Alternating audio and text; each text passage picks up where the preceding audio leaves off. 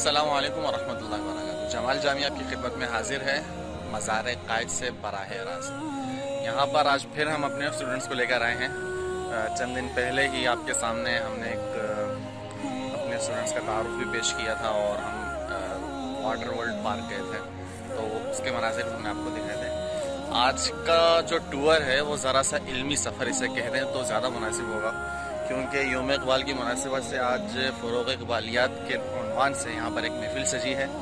मज़ार कायद में ही यहाँ हॉल बुक कराया गया है, तो वहाँ पर पाकिस्तान के मशहूर व मारूफ दानिश्वर हज़रात मुहक्किकीन मुसन्निफ़ीन तशरीफ़ लाएंगे और उसमें बहुत से बड़े बड़े नाम भी शामिल हैं, जिनकी इंशाअल्लाह हम आपके सामने उनके खुतबात भी और उनकी जो कीमती बातें होंगी वो भी हम आपके सामने इंशाअल्लाह पेश करेंगे। तो उम्मीद है कि आज का ये जो सफ़र है हमारे स्टूडेंट्स के साथ साथ आप लोगों के लिए भी इंशाअल्लाह बहुत मुफीद साबित होगा। तो आप हमारे साथ जुड़े रहिएगा।